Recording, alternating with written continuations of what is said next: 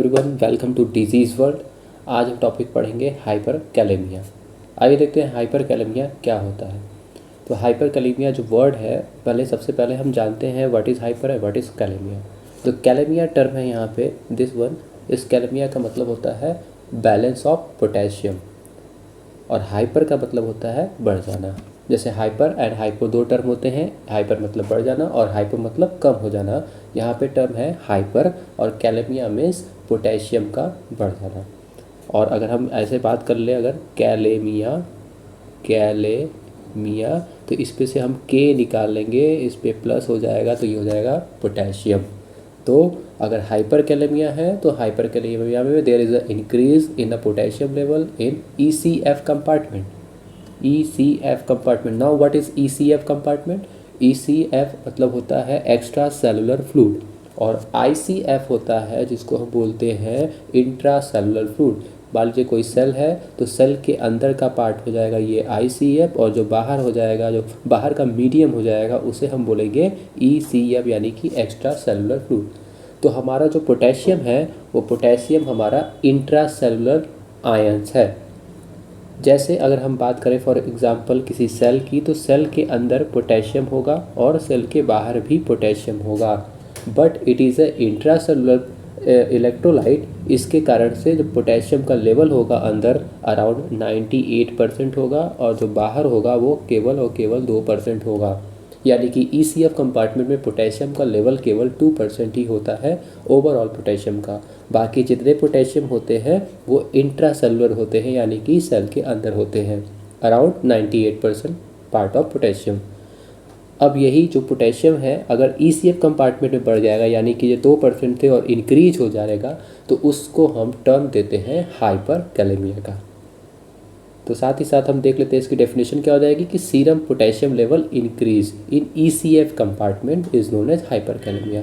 अब हम कुछ देख लेते हैं इसमें, जैसे अगर हम बात करें तो यहाँ पे नॉर्मल रेंज है 3.5 टू 5.5 मिलीमोल पर लीटर, ये नॉर्मल पोटेशियम लेवल है बॉडी का।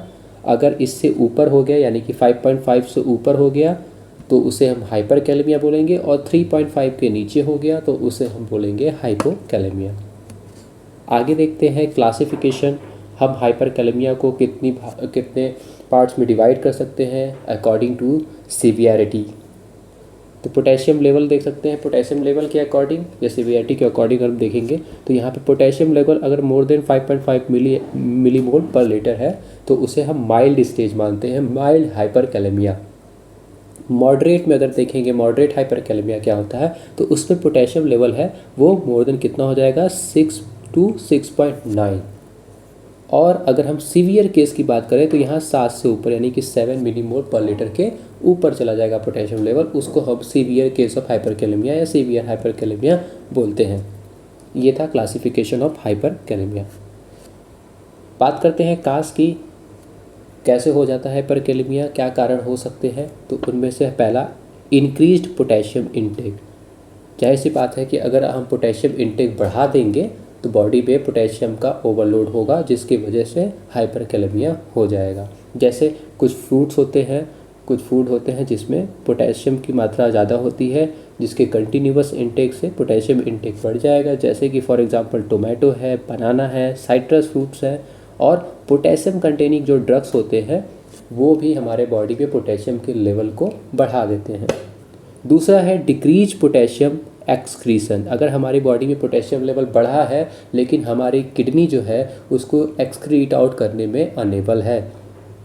For example in case of ARF acute renal failure के केस में, CKD यानी कि क्रॉनिक किडनी डिजीज में, या ड्रग्स, कुछ ऐसे ड्रग्स भी होते हैं जैसे ACEIS यानी कि angiotensin converting enzyme inhibitor, ARB यानी कि एंजियोटेंसिन रिसेप्टर ब्लॉकर, और कुछ पोटेशियम स्पेयरिंग ड्रग्स जो कि डायूरेटिक्स होते हैं, उनके वजह से भी बॉडी में पोटेशियम लेवल का एक्सक्रीशन कम हो जाता है। नेक्स्ट है shifting of potassium from intracellular to extracellular compartment.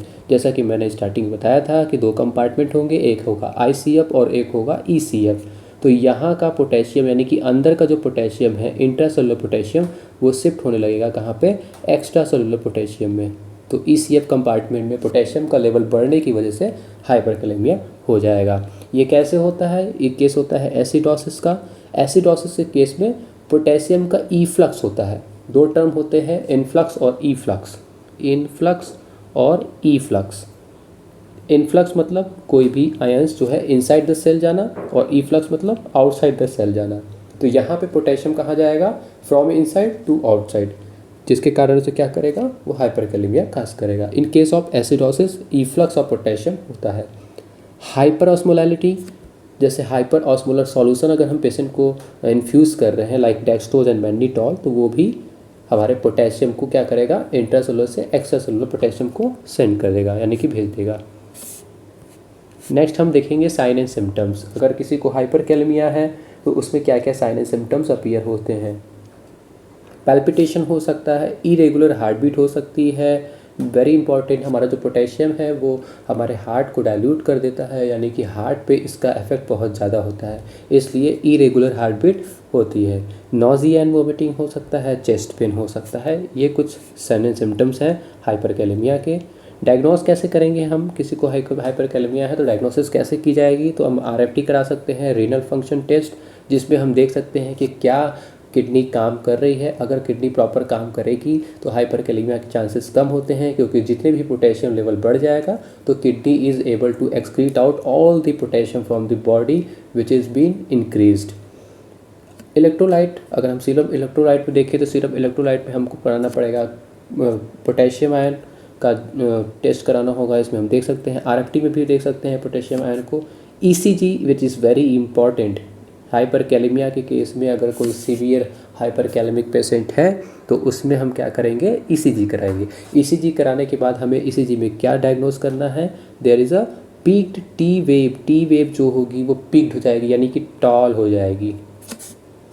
Widening of the QRS complex, QRS complex का और भी क्या हो जाएगा? वाइडन हो जाएगा, यानी कि चौड़ा हो जाएगा। अभी हम उसे देखेंगे वेव के बारे में। Prolongation of P R interval, P और आर के बीच का जो इंटरवल होगा वो काफ़ी बड़ा लंबा हो जाएगा, यानी कि प्रोलॉन्ग हो जाएगा। अब हम इससे अगर हम देखें, नॉर्मल ये ईसीजी है, इसमें बहुत सारे ईसीजी हैं। जैसे नॉर्मल ईसीजी की अगर बात करें तो ये ऊपर नॉर्मल ईसीजी है, ये वाला, दिस इज़ नॉर्मल, जिसमें हम देख सकते हैं कि ये हमारी पी वेव है, ये है क्यू आर और एस, ये टी वेव है, और कभी कभी हमें एक बार यू वेव भी दिख जाती है इन सम केसेस। ये हाइपोकैलेमिया के केस है, ये हाइपरकैलेमिया के केस है। इस हाइपरकैलेमिया के केस में हम लोगों ने देखा कि आपका सीरम पोटेशियम जो है 6 to 7 मिलीमोल है, यानी कि एक पेशेंट जिसकी हम ईसीजी देखेंगे हाइपरकैलेमिया के केस में, उसमें हमें क्या दिखने वाला है? तो यहाँ पे दिख रहा है peaked T wave. T wave कैसे हो जाएगी? पीक्ड हो जाएगी, बड़ी। अब हम नॉर्मल पे देखते हैं टी वेव कैसी है, यहाँ देखते हैं तो यहाँ टी वेव कम है, यहाँ पे क्या हो जाएगी? और भी टॉल हो जाएगी। दूसरी चीज़ है, यहाँ पे पीक टी वेव के अलावा यहाँ prolongation of P R interval है। यहाँ हम देख रहे हैं पी आर का इंटरवल, यानी पी ये वाला और आर ये वाला। तो पी आर, सॉरी ये नहीं है, ये हो गया आपका क्यू आर एस। तो पी और आर के बीच का ये वाला वो हो जाएगा पी आर इंटरवल, जो कि बढ़ जाएगा। साथ ही साथ हम इसको देख लेते हैं, पी आर इंटरवल हो गया जो कि प्रोलॉन्ग हो जाएगा। ये है हमारा हाइपरकैलेमिया का स्टेज। तो ईसीजी बहुत इंपॉर्टेंट है for the diagnosis of hyperkalaemia. Next अगर हम बात करें ट्रीटमेंट की, लास्ट ट्रीटमेंट कैसे करेंगे? दो तरीके से कर सकते हैं, एक है नॉन फार्मेकोलॉजिकल ट्रीटमेंट और एक है फार्मेकोलॉजिकल ट्रीटमेंट, यानी कि मेडिकेशन से थ्रू और विदाउट मेडिकेशन के थ्रू भी कर सकते हैं। विदाउट मेडिकेशन के थ्रू यानी कि नॉन फार्मेकोलॉजिकल ट्रीटमेंट में क्या आता है? जो पेशेंट जो ईएसआरडी के पेशेंट हैं, ईएसआरडी मतलब इस and stage renal disease, and stage renal disease, यानी कि जिनको सीकेडी स्टेज 5 है और उसके बाद वो अटेंड करते हैं ईएसआरडी, यानी किडनी पूरी तरीके से फेल्यूर हो चुकी है, उस केस में हाइपरकैलेमिया जिसमें कि जीएफआर लेस देन 10 जिसमें लेस देन 10 ml, जिसमें जीएफआर कितना हो जाएगा? लेस देन 10 ml पर मिनट पर 1.73 मीटर स्क्वायर, ये इतना हमारा जीएफआर हो जाएगा।